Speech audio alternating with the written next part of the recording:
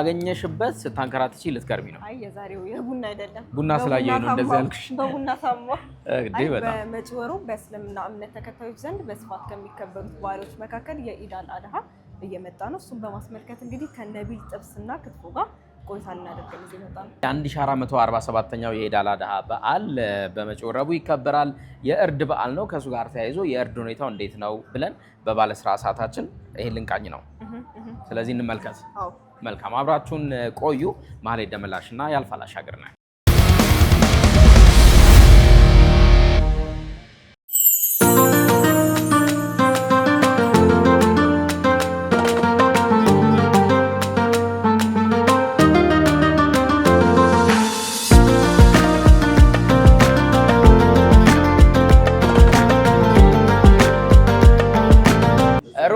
ሩብ ምንድነው ስፔሻል እየጠብስ አንድ ስፔሻል እየታዘዝከ ጾማ ያለው አይ ሳዝ እንዴት ያዋጣል እኔ ሳዝ ደግሞ አስበው አዎ በደንብ ለየት ያለ ነው ለየት ያለ ነው ማን ለበድ ስም አብደላ እባላለሁ በመቁረጥ ስናመት በመቁረጥ ቢያንስ በጣም ብዙ ወደ 10 አመት ምናምን ይሆናል አዎ እያንዳንዱ ብልት ታውቃታለህ በሚገባ ቆራጭ ብልት ማወቅ አለበት አዎ ብልት ቢያንስ ለጥሬ የሚሆን የራሱ የሆነ ፓርክ አለው ክትፎ ጥብስ ስታዘዙልክ ሁሉም የራሱ የሆነ ብልት አላቸው እንጂ አሁን የጥሬ ስጋ ራሱ በጥብስ ብናስገባው አይሆንም እዛ ከስተመሩ ገብቶ እንግዲህ ይሄ እናንተ ጥብስ አይደለም ብሎ ይናገሩናል ራሳቸው እና በብዛት እዚህ ሲያዙን ያሉት ደግሞ ጥብስ እና ክትፎ በጣም በብዛት የሚገባው ክትፎ ጥሬ ይበዛል ለጥሬ ለኪሎም ስጋ አሁን በብዙ ጊዜ እንትምንለው ወደ ክትፎ ያደላል ክትፎ በጣም ብዙ ኪሎ ይሄዳል በኪሎ ማለት እናም ለውስጥ አሁን አንዳንዴ ለጥሬ ስጋ የሚሆን ስጋ ወደ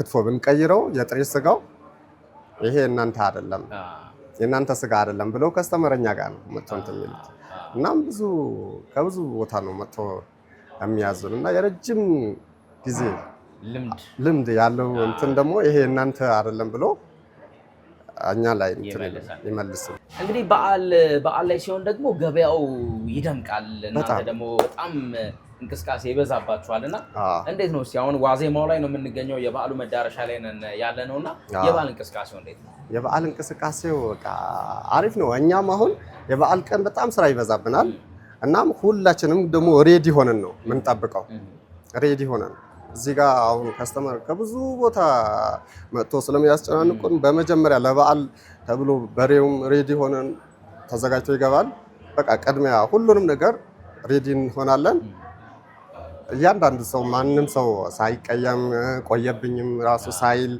እና በአግባቡ ተሸኝቶ እንዲሄድ በቃ ሁላችንም በአንድ እንትን እንላለን ግን የዛን ቀን ስራም ቢበዛብንም ቢሆን በቃ ያለን ኮርስ ተጠቅመን ሁላችንም በአንድ ተረባርበን ክፍተት እንዳይፈጠር አድርገን ነው የምንሸኛቸው እንጂ በጣም ብዙ ስራ ይበዛል በእርግጥ የበዓል ቀን የቆራጩ ቅልጥፍና ደግሞ ይወስኗል አዎ በአማካኝ በጣም ረጅም ሰዓት የከተፍከው ስንት ሰዓት ነውና ምን ያህል ስጋ አረ በጣም ቢያንስ ረጅም ሰዓት የከተፍነው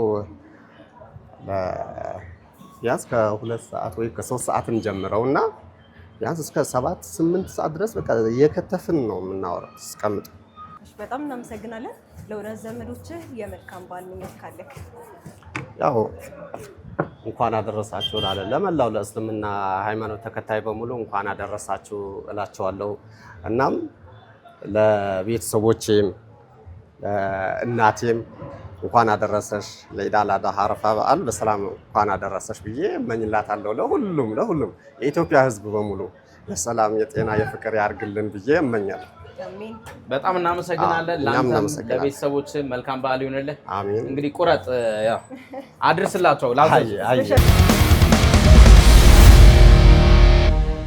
ተመልሰናል በቻናላን ቴሌቪዥን ቻናላን ገበያ ነው የምንገኘው የኢድ አል-አድሃ በዓል መዳረሻ ላይ ነው ያለነው ይሄን አስመልክቶ ታዲያ በዓሉ የእርድ በዓል ነውና እንዴት ነው ከተማው ላይ የስጋው እንቅስቃሴ የእርዱ እንቅስቃሴ ምን ይመስላል እያልን እየቃኘን የምንገኘው አብራችሁን ስለምትቆዩ ከልብ እናመሰግናለን ራስዎትን አስተዋውቁልን እሺ አመሰግናለሁ ስሜ ዩሱፍ ኑረዲን ይባላል እና በዚህ ስራ ላይ ረጅም ዓመት ሰርተናል ከ1999 ጀምሮ ስራው ላይ አለ ያው ትልቁ እንትናችን ኡማውን ማገልገል ነው።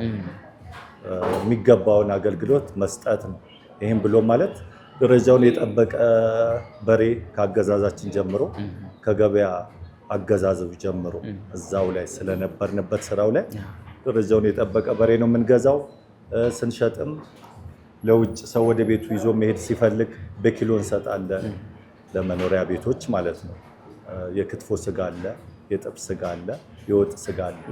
እንደዚሁ ስቴክ የሚባሉ ስጋዎች አሉ።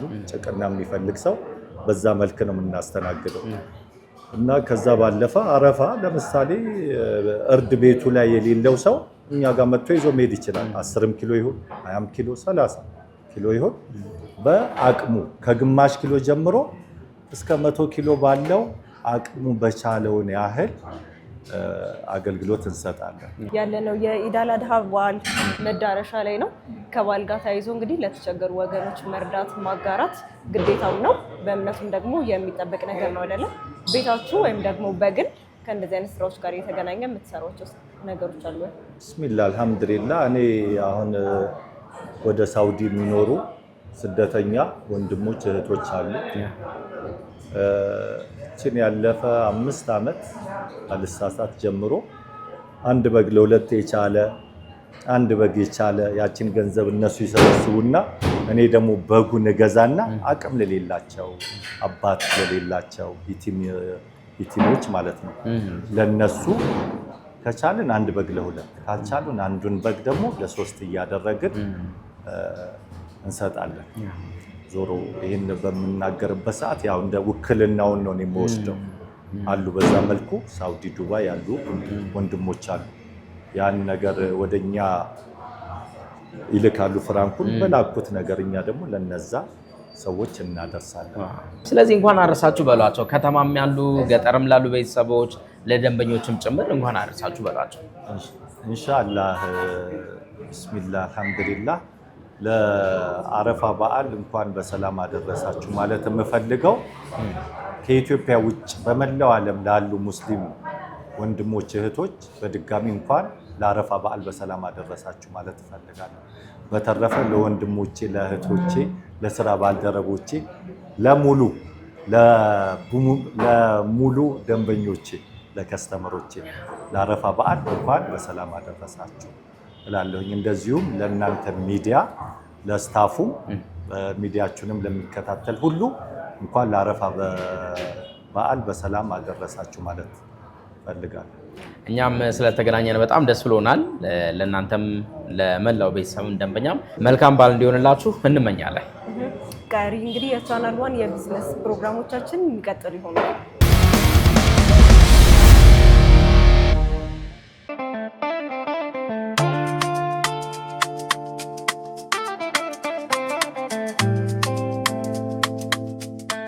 ሜላት ሳሙኤል እባላለሁ። ከሜላት ስታይል ነው። የሜካፕ እና የፀጉር ባለሙያ ነኝ።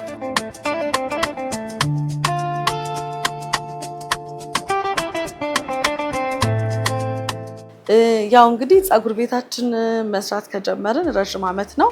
በዓላትን እና ወቅትን ጠብቀን የሄና ስራዎችንም እናሰራለን በፀጉር ቤታችን ማለት ነው።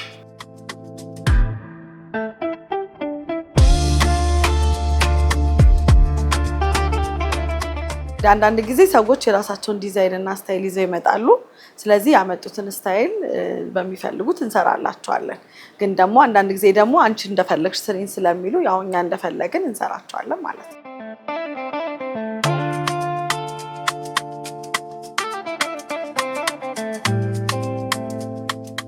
ብዙ ጊዜ ሂና የሚሰሩት በዓላትን፣ የሰርግ የመልስ ፕሮግራምን ያካተተ ነው። በእንደዚህ አይነት ሁኔታ የሰርግና የመልስ ሁኔታን አካቶ ይሰራሉ። ኦኬዥናሊ ነው፣ የተለያዩ ፕሮግራም ሊኖሩ ይችላሉ፣ ግን ፕሮግራም ያማክላል። ይሄ ስራ ዝም ብሎ ሰው ሳደንሊ ሄዶ የሚሰራ አይነት ሳይሆን የተለያዩ ፕሮግራም እና በዓላትን ጠብቆ የሚሰራ ስራ ነው።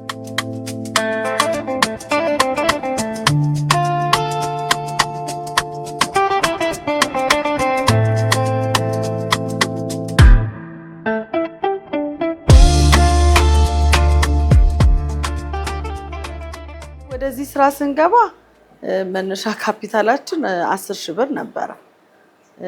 ያው እሱም አንድ ላይ ተጠቃለለ ነው። ለብቻው ስፔሲፊክ አድርገን የምንሰራው ስራ አይደለም። በዚህ ውስጥ ተጠቃሎ የምንሰራው ነው። ግን የፀጉር ቤቱ የነበረው ካፒታል ይሄ ነበረ። ይሄናውም እዚህ ውስጥ የተካተተ ነው ማለት ነው።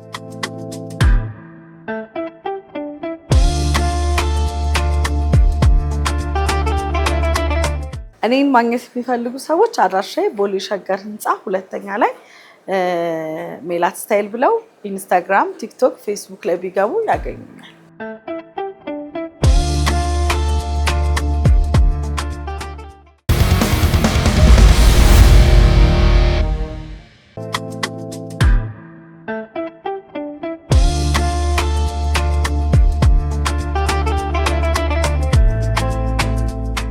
ለቻናል ዋን ቴሌቪዥን የሚተላለፈው የቻናል ዋን ገበያ ፕሮግራም እንደቀጠለ ነው። የስንት ገባ ሰዓት ላይ ደርሰናል። የስንት ገባ ሰዓታችን ላይ ደርሰናል። የበዓል መዳረሻ ላይ ነው የምንገኘው። ማሂ ከይሄ በዓል እንግዲህ የኢድ አል አድሃ አረፋ በዓል የእርድ በዓል ነው ብለን የለ ከዛ ጋር ተያይዞ ታዲያ እንዴት ነው እስቲ ለእርድ የሚዘጋጀው ስንት ገባ ብለን እንጠይቅ ነው። አዎ በስንት ገባ ሰዓታችን እንግዲህ የኢድ አል አድሃን በዓል በማስመልከት ዋጋ አጣርተናል። ስንት ገባ ዛሬ የስንት ገባ ለየት የሚያደርገው እዚሁ ላይፍ ነው። ራሳችንን ዋጋውን የምንጠይቀው እስከ ዛሬ በገበያ ሰዓታችን ነው መሰለኝ። ኧረ ትፈሪያለሽ በቃ አይ እንደው ስለዚህ እኔ እንዳባወራሉና እንደ ሰቅሰቅ ታረጊና አየሽ አሁን እዚህ ጋር ኧረ ይሄ እስቲ አንጣው ይሄ ጥሩ ነገር ነው። አየሹ ይሄማ አለው በደምብ ቀንዱ ነው ምኑ ነው የሚታየው? ሁሉም ነገር ቀንዱ ዶሮ ውስጥ እዚህ ጋር ሁሉም ነገር ሙሉ ሆኖ ይታወቃል እንዴ እኮ ለዞም ዋናው አየሹ ማሂ በጣም የሰባ የሚባለው ነው። ሰፋ ያለ ነው። ወደ ዋጋው እንመጣለን። ራስን አስተዋውቀን። ራሴ ሰፋው እባላለሁ።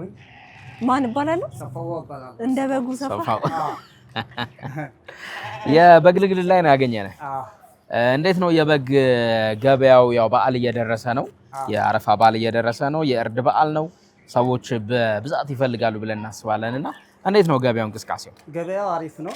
በተመጣጣኝ ዋጋ ጥሩ በሆነ ዋጋ አለ። ያው ግምትም ያላችሁ ነገር አሉ። ጥሩ ነገራቶች ከ20 እስከ 15 ሺህ የተመጣጠነ ዋጋ አለ። ጥሩ ነገራቶች ገምቼ አሁን ስንት ይሆናል? እኔ እኮ በገዝቼ አላውቅም። ምንድን ነው ግምት እሺ ከ30 ሺህ ነው ያልከው? አይ ከ15 እስከ 20 ከ15 እስከ 20 ሺህ ወይ 15 ወይ 20 ከሁለት አንዱ ስንት ይሆናል? 20 ሺህ ልክ ነች። አዎ 20 ሺህ ባለ 20 ሺህ ነው የኛ። ባለ 20 ሺህ ነው። ጥሩ የሆነ ነገር ነው። የተሟላ ነገር ነው። ሁሉም ነገር ያ የዱህያ በግ የሚያስፈልገው እንደዚህ ሙሉ የሆነ ነገር ነው። ጆሮውም ያለው ቀንዱ የሞላ ሁሉም ነገር የሞላ እግሩም ጥፍሩም ሁሉም ነገር የተሟላ መሆን አለበት። አየው ራሱ እግሩ ራሱ ሰርቷል እኮ ሁሉም ነገሩ የተሟላ ነገር ነው። የሚያምር ነው። ነጭም ደግሞ ተመራጭም ነው። ይወደዳል አይደለ? ይሄ አሁን ባለ 20 ነው። ይሄ ባለ 20 ሺህ። እሺ እስቲ እንደው ከዚህ ቀነስ ያለ ብትባል የትኛውን ታሳየናለህ? አለ ቀነስ የሚል ባለ 15 ሺህ ይሄ አለ። መቀለቱ ይሄ ማለት ይሄ ቢዮ ባለ ስንት ነው ይሄ? ባለ 15 ሺህ። ደሳት 15 ሺህ ቀለል ያለ ነው። ትላለች። ምንድነው ልዩነቱ? ልዩነታቸው በጎች ነው። ከፍ ያለና ማዕከለኛ የሆነ ሳይዝ ያው የሚለው ነገር ነው። ይሄ ነው። ስለዚህ እናንተ ጋር ሲመጡ ሁለት አይነት ዋጋ ነው የሚያገኙት። ሁለት አይነት ዋጋ ነው። ይሄ እስከ ባለ 20 እና ባለ 15ም ትንሽ ቀነስ ከሚለው አለ። እስቲ አይሽ በምርጫሽ ነው። ባለ 15 ሆኖ ሞላ ያለም አለ። ይሄ እንደ ሳይዛቸው ነው። አራቶ ሰው ፍላጎቱ ነው። ይሄ ተው ቆይ በእናትህ አታስቀይ። ይሄ የተሟላ ነው። አረጋጋት ቆይ ትረጋጋ መጀመሪያ። ባለ ስንት ነው ይሄ? ይሄኛው ባለ 15 ነው የሚሸጥበት ነው። አይ አሪፍ ነው። ይሄም አሪፍ ስጋ ነው። አሪፍ ስጋ የሆነ ነገር ይሄም ይሄ ጥሩ ብለህ ከምትመርጠው ነው። አዎ ጥሩ አሪፍ ስጋ ነው በጣም። እንደው እስቲ እሱን እስቲ ባለ 25 አንድ አሳየን። ይለያል ከነሱ ጋር 25 ሺህ ብር። አራራራራራራራ ይሄ በግ ነው። ይሄ በግ ነው። አይሹ ወይ ይገባዋል። ይለያል ሁሉ ነገር። ስለዚህ አሁን ባለ 25 ሺህ ነው። ይሄ ባለ 25 ሺህ ብር ነው።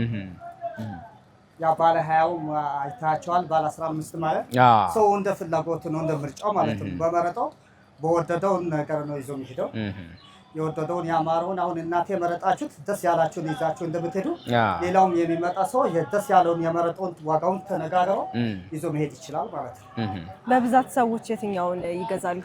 በብዛት ሰዎች እንደ ፍላጎታቸው ነው።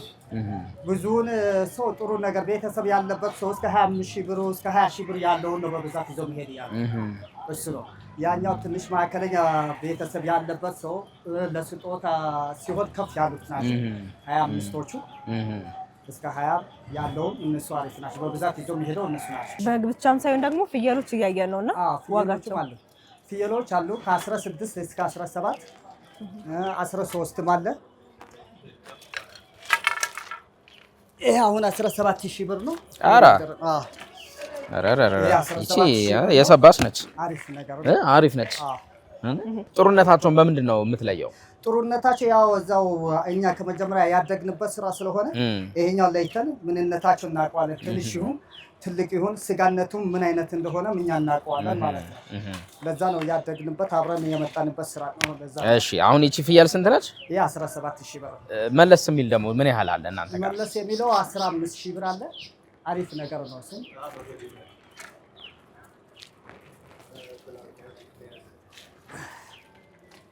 ይሄም ይኸው 15,000 ብር። አይሾ 15,000 አሪፍ ነው። የፍየል ስጋ ደግሞ ሲታይ ትንሽ ቢመስል ስጋ ይወርደዋል፣ ብዛት አለው። አንደኛም ደግሞ የተለያየ የመድኃኒትነትን ፍየል መድኃኒትነቱን ይጠቅማል ስጋው ይላል። ብዙ ሰውም እንደዛው ይጠቀመዋል። ትንሽ ከበግ ያክል ፍየል ትንሽ ጨመር ይላል። እንደዛ ስጋውን ብዙ ሰው ግን የሚወስደው ለዚህ በዓል ምንድነው? በግ ነው ፍየል ነው? በብዛት የሚወስደው በግ ነው። በበዓሉ ብዙ ሰው የሚታደመው በግ ነው። ለዛ ነው በግ ምርጫ ይሆናል። ለዱህያ ያው በጉ ሙሉ ቢሆን ያው የተመረጠ ስለሆነ ነው በግነቱም የሚመርጠው ማለት ነው። ለዛ ነው ለወዳጅ ዘመዶችክ እኔ እንኳን አደረሳችሁ ብሎ ለሁሉም ቤተሰቤ ለሙስሊማቱ በሙሉ እንደዚሁ ደግሞ የአረፋ በዓል በሰላም አደረሳችሁ ማለት እወዳለሁ። በጣም እናመሰግናለን። እኛም ላንተም ለመላ ቤተሰባችሁም መልካም በዓል እንዲሆንላችሁ መኘታችን ነው። ማይ እንግዲህ የገበያን ጉዳይ ስንት ገባ ብለን እዚህ ካነሳን ቀጣዩ ጉዳያችንን ብናነሳ መልካም ነው። በዚሁ እንግዲህ መረጃን እንደምናደርገው እንግዲህ ነው ጊዜው ዓለም አቀፍም በአፍሪካም በኢትዮጵያም የተከናወኑ ሁነቶችን መረጃ እናገራቸው። መልካም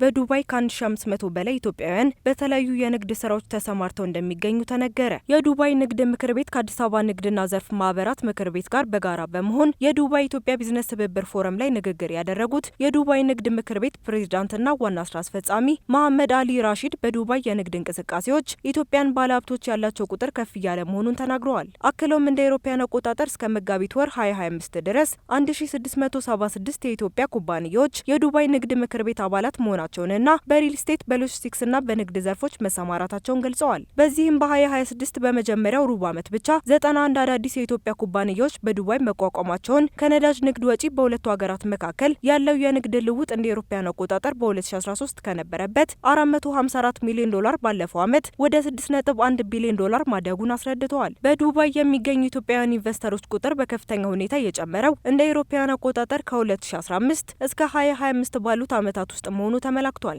በኢትዮጵያ አይቲ ፓርክ ውስጥ የሚገኘው ኤምኬ ዲጂታል ሶሉሽንስ በይፋ ስራ ከመጀመሩ በፊት 7 ሚሊዮን ዘመናዊ ስማርት ካርዶችን በማምረት የሀገሪቱን የውጭ ምንዛሬ ማዳን መቻሉን አስታወቀ። በኢትዮጵያ አይቲ ፓርክ ውስጥ የሚገኘው ይህ ተቋም ካመረታቸው 7 ሚሊዮን ካርዶች 5 ሚሊዮን ያህሉ የአዲስ አበባ ከተማ አስተዳደር ዲጂታል መታወቂያዎችንና የተለያዩ የባንክ ኤቲኤም ካርዶችን የሚያካትቱ ናቸው። የድርጅቱ ምክትል ዋና ስራ አስኪያጅ አቶ ዘመነ ማቴዎስ እንደገለጹት ተቋማቸው በአመት እስከ 17 ሚሊዮን ካርዶችን የማምረት አቅም አለው። ይሁን እንጂ አሁንም ቢሆን 95 በመቶ የሚሆነው የካርድ ማምረቻ ጥሬ ዕቃ ከውጭ የሚገባ መሆኑን ጠቁመዋል። ይህ መረጃ ይፋ የሆነው የኢትዮጵያ ኢንቨስትመንት ኮሚሽንና የውጭ ጉዳይ ሚኒስቴር በሀገሪቱ የተመዘገቡ የኢንቨስትመንት ስኬቶችን ለውጭ ሀገራት ዲፕሎማቶች ለማሳየት ባዘጋጁት የመስክ ጉብኝት ወቅት ነው። ተቋሙ በቀጣዮቹ 2 ዓመታት ውስጥ ደቡብ ሱዳንና ሶማሌላንድን ጨምሮ ወደ 4 የአፍሪካ ሀገራት ስራውን የማስፋፋት እቅድ አለው። በቅርቡ ደግሞ የፓስፖርት ህትመትን ጨምሮ የተለያዩ የደህንነት ካርዶችን ማምረት ሲጀምር በርካታ የአፍሪካ ሀገራት አገልግሎቱን ከኢትዮጵያ መግዛት እንደሚጀምሩ ተገልጿል።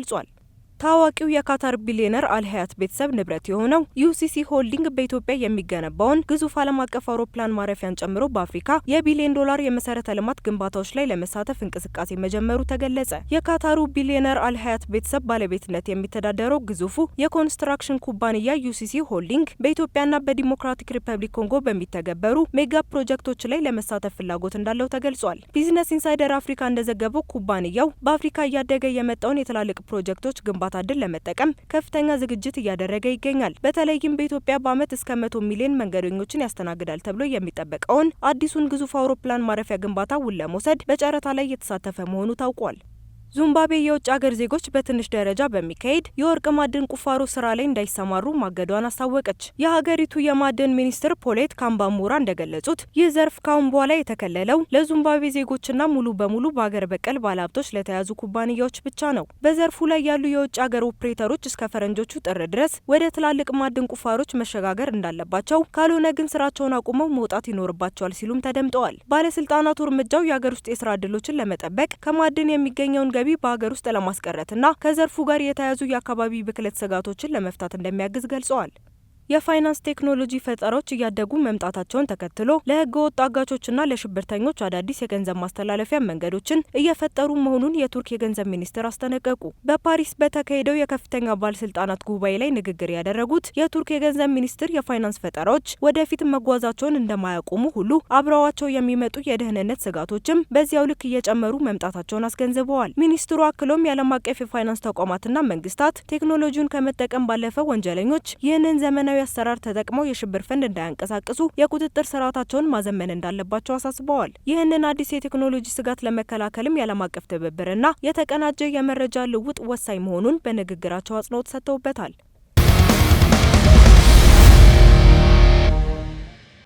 በዓል ገበያ ነው በሚል እንግዲህ የገበያ ሰዓታችን ከዚህ እየወጣ አይደለም። ያው ስንጀምርም በነቢል ጥብስና ክትፎ ነው የጀመርነው። በዓል እንደመሆኑም እንግዲህ በዓልን የሚቃኙ ፕሮግራሞችን ይዘን መተን ነበር።